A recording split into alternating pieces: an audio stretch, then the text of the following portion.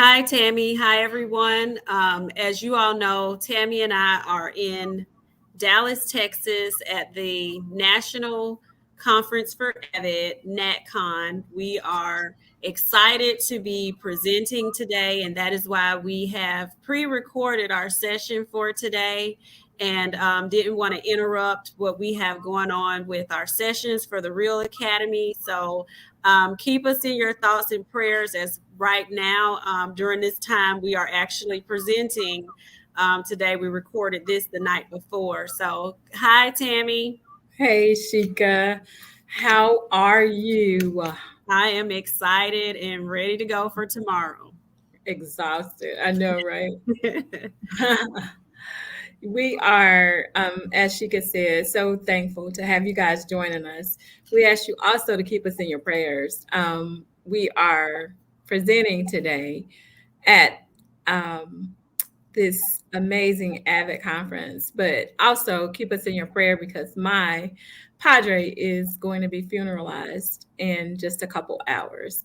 So just be thinking about us and thinking about my family during this time. We didn't want to disappoint with letting you guys down today because we do want to come with some very important information. We've been hearing lots and lots and lots of amazing things over these past several weeks, about a month or so. It's just mind blowing, all of the awesome information we have been receiving. We'll go back to that Thanksgiving Saturday when Principal Cathele had Kim Williams on with him, and Kim Williams is iconic in the work that he does with schools, just like Principal Cathele. And we always relate so well with him because he talks about that school. And as two principals who were administrators who currently is an administrator at that school, it becomes very personal and it makes us so excited about the work that we do. So It today is not we that school anymore, Tammy. I won't let you tell that one. well, we are still that school. We're still on that list, and No, you're not. until get off of that list, people still see you as that school. And you're right, the school is completely different. It's been transformed. Yes. So I'm very thankful for that. But we have one final step to eliminate the thought of anybody associating us anymore with And that school. before you continue, Tammy, this is what I'll say about that list. The reason that the list is still there is because there are some people who have not done the next step to reevaluate that list because the report card grade that you have now is not representative of being on that list. So That is absolutely true. those people need to do what they need to do to make the list be representative of who it actually should be representative of. So Shika, of I course, always keep it real. is the one who is going to tell people exactly what they need to do, as she just did. But what we wanted to do this morning, especially today, because as I said, hearing from Kim Williams, even last week, Dr. Muhammad was a sensation. He was. And that discussion on culture and climate in your school is one that never gets old, and it's always something that we feel can be garnered from that level of discussion. And then today, Josh, I don't know if you're watching or not, but a young man that I think you know well was presenting in a session where we were, and he was absolutely incredible. He He too was. talked about climate culture in your school. And so we just want to come today with our way of keeping it real, with making sure that the climate in your culture in your school is such that it allows for teachers to teach and students to learn at high levels. So we are going to be talking from our perspective because a part of our real framework is the real, keeping it real with culture and climate. So we want to have that dialogue today. Definitely. Thank you, Tammy. And that young man's name that his session we attended, his name is Ricky Ramirez. He is an avid teacher out here in Texas. And thank you, Josh, for connecting us when you tagged us both on Facebook, wishing us well. You're always so thoughtful, and we know that the work that you do, Josh, with your staff on climate and culture is representative of who you are, because that in you and your personality transcends outside of what you do outside of your school, because you were intentional about making sure you're wishing us luck, connecting us, and you're just that person. You're always doing that. So I commend you and I thank you.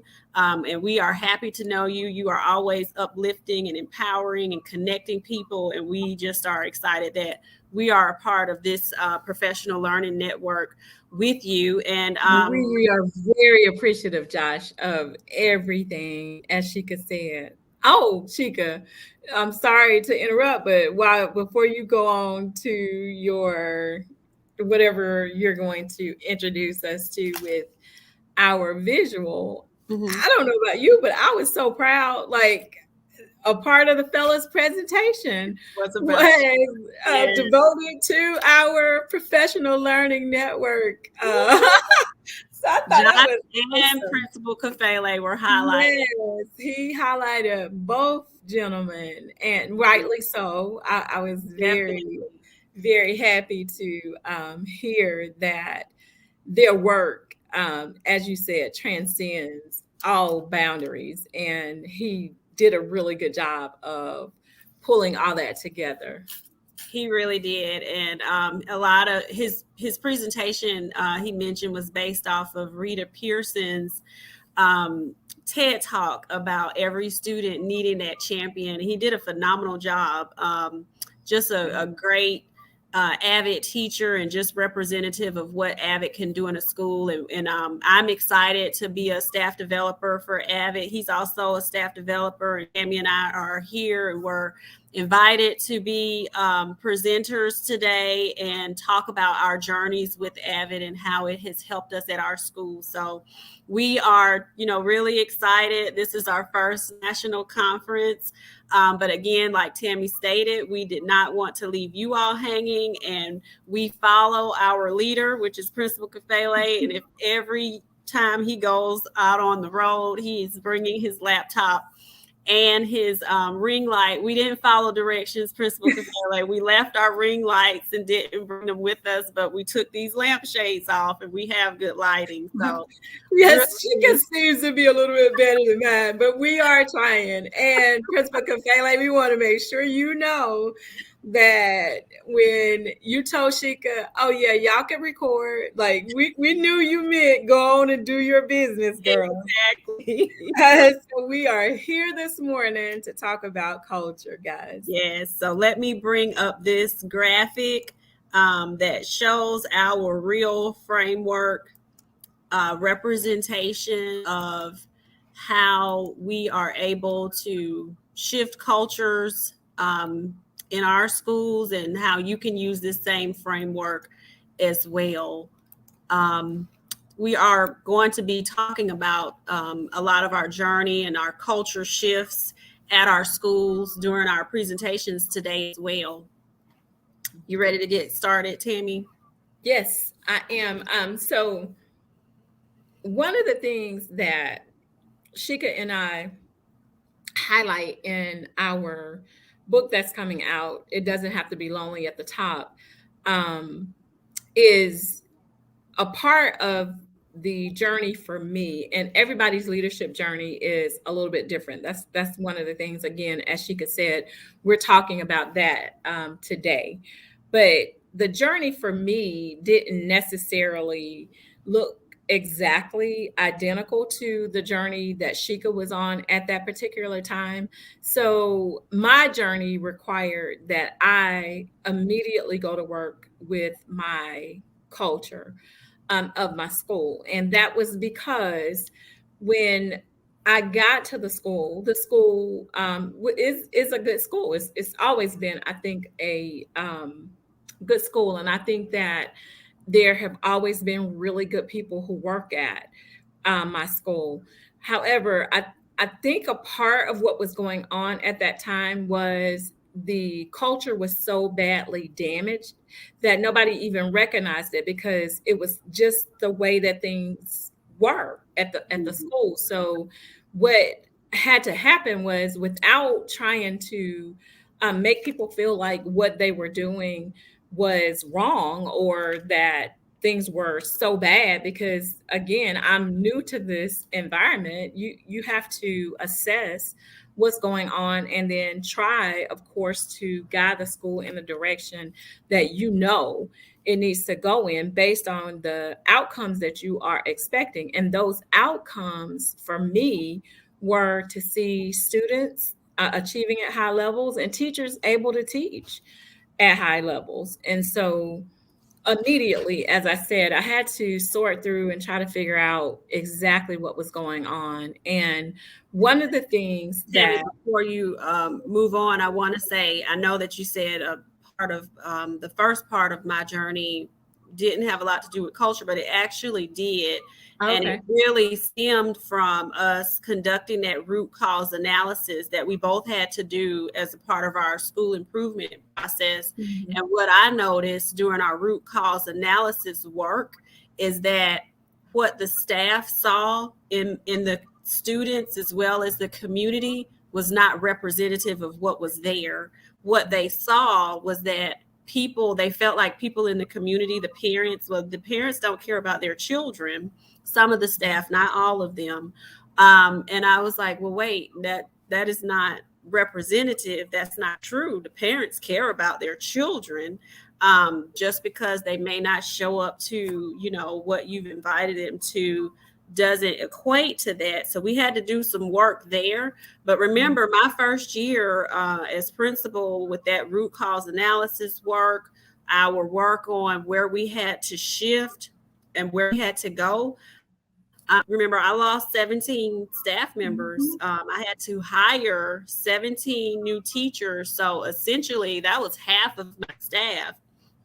And I'm not going to say that some of those people were not people that needed, some, the changes helped our culture Mhm. actually. So a lot of that work in the beginning was around mindset, culture, Gotcha. changing. These children are worth the work that we are putting in. And we do live in a community where people Mhm. care about their children. They, because there's some class, socioeconomic differences that may look differently to how you think it's supposed to go. But Mhm. when I did get the right people in, and I was able to talk with them about the vision of the school, and they saw that vision, that's how we were able to move the culture where we Mhm. needed it to go. Because at that point, I had who I needed to help me do that. I'm very glad that you said that, because even though um it wasn't necessarily the same, because you're right, like you were working on culture from a different aspect. And I guess sometimes that gets hazy for me, because I always felt we're so blessed to have been in a school where you knew what Hmm. was going on and like you were a part of that culture. So it was always like, I don't know why in my head I was thinking it had to have been so much easier for you to make that transition, because I was a stranger, like a complete outsider. Right. And So I got you. I was there for 18 years. yeah, it was just a beautiful scenario for you. However, I do get exactly where you're coming from, and I'm glad you said that, because that's also a different aspect of culture. Like you were fighting some other battles that I didn't necessarily have at that particular time, but like at my school,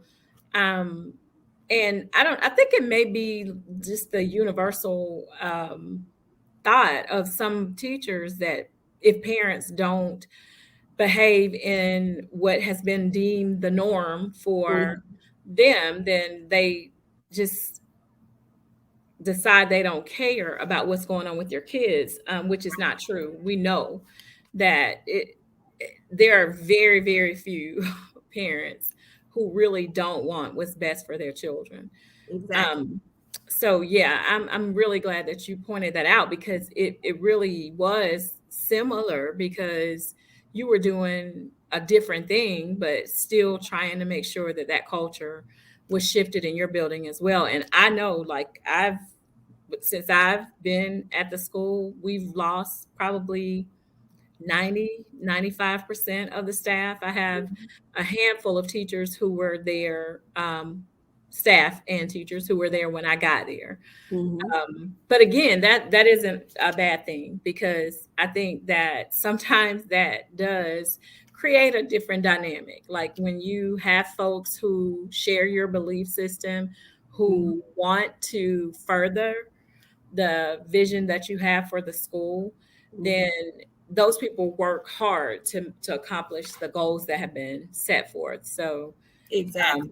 that journey though does take us, and that journey that we're talking about in our session today is something that we've outlined in the book. It doesn't have to be lonely at the top. And what happened at my school was we had to institute that shift in the culture in three different phases. And I'm sure Sheka was doing the exact same thing, probably through a different lens. But now that we think about it, I think it probably was the same process with trying to make sure that we had those structures in place that were going to allow for us to have that cultural shift, because before you could get to anything else, like when you're going to establish a system for learning in a school, you have to be sure that what is there as a framework for how we do business, which Mhm. is what really your culture is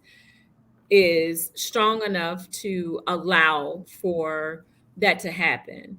So in that first phase, it was really a lot of diagnosing. As Sheikah said, we had to go through some root cause analysis. Mhm. But then you had to just kind of recognize, like, what is it that we know? What are we seeing? How do you know what's wrong? We know what's wrong based on the fact that this isn't how this is supposed to look, Right. and children are not benefiting from some of the things that we're doing at the school. Some of the expectations that are in place are nonsense. Mhm. There is no reason that we shouldn't expect that all of our children are learning at high levels. Right. There's no reason that certain teachers only get certain kinds of students. That does not make sense.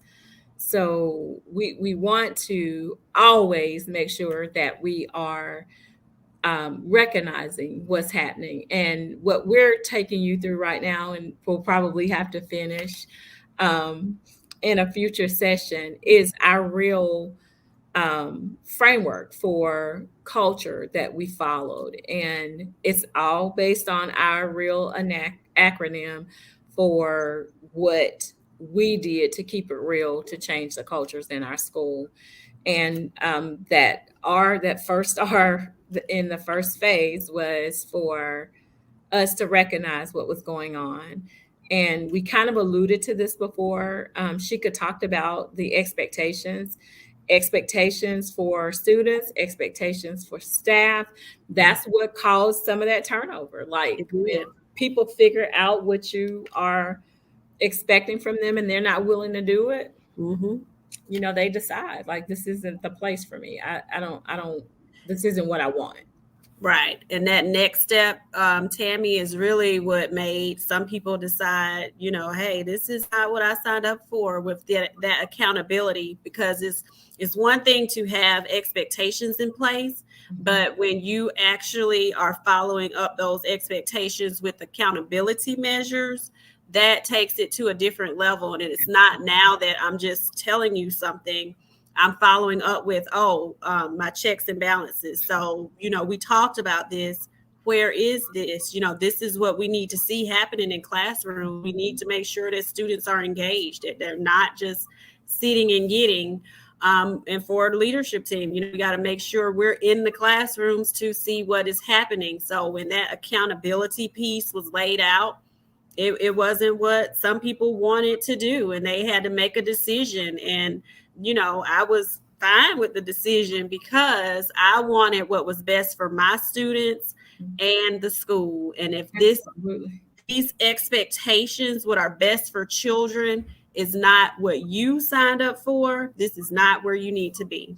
And if it's not where you need to be, I can help you get where you want to be. Like, Exactly. it could be a place that fits you better. We both experienced that as a result of teachers who weren't necessarily the right fit for the buildings that they were currently working in. The thing that I love about the L in our acronym, the first L, because remember, literacy is undergirding everything that we do. But Yes. this L is about leadership. And that leadership is twofold, because you definitely want to make sure that you have teacher leaders in your building. You want to empower teachers to help you to make that shift in the culture, to make sure that things are happening. But you have to be very careful, especially in my situation where you're new to the building. You have to establish yourself as a credible instructional leader, because if you don't provide the leadership that your school needs, what happens is the teachers, because they're looking for leadership, if Right. you're not providing that leadership, they start looking elsewhere. And that's when you start to see pockets of rebellion that happens in the building, because when you are not providing that level of leadership, they start looking to each other. And some of your teachers that might be on that toxic side will create that scenario of, yeah, you can come to me, yeah, I can help you with figuring out what you need to figure out. But that turns sometimes into a discrediting of you as the leader, because this is something that you should have made sure everybody was aware of. This is a failure in your communication system, or this is the failure of you not being in those classrooms, so you know yourself, as Sheka said, exactly what's going on instructionally in your building. So making sure that that leadership is strong is important. Definitely. And one of the biggest misconceptions, I think, Tammy, and we're going to have to make sure we're getting out of Principal Kafele's way in just Oh, a definitely. minute. A lot of leaders that are new, sometimes instructional leadership is not their strength. And just be transparent with that. One of the ways that I was able to build my capacity in instructional leadership was attending the PLC meetings with the teachers. When I'm hearing and having these conversations and talking about instruction with teachers, teachers respect that.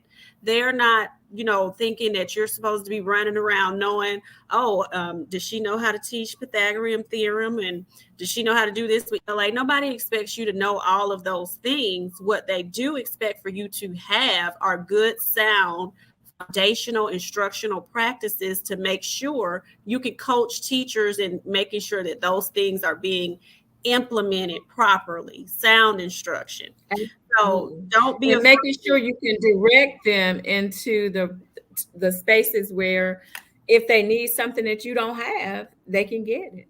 Exactly. And sometimes it may not be from you, but you knowing the right resource or being resourceful enough to get them what they need to be successful. So sometimes, we get into a trap of thinking, that you're supposed to know all of these things, and what you need to be is resourceful, which is why I love our professional learning network and the people that we connect with, the fact that we were trustmates on the journey ourselves, and that we're able to help so many other people who tune in with us every Saturday on your leadership journeys as well. So we are at our time, guys. We are going to get out of Principal Kafele's way. And this is recorded, so we couldn't put your comments up. But we so appreciate you being here. And we will be back with you live next Saturday. And we'll be back home in South Carolina. So thank you all for joining us. Again, wish us luck on our presentation today. And we will see you next Saturday. You definitely. And if you have not pre-ordered your book, it doesn't have to be lonely at the top. It will be released this month. You can go to our website at www.createandeducate.solutions and pre-order your book. Thank you to all of you that have already done that. And we are looking forward to sharing our journey as well as our strategies to help you get where you need to be. And definitely making sure that you're not in a silo. We are out here with you, paying it forward with the rest of our P&L network. So thank you for joining us, and you all have a great rest of your Saturday. Bye, guys. Enjoy the rest of your day. We'll catch you on the record, Principal Kafele. Yes, we will.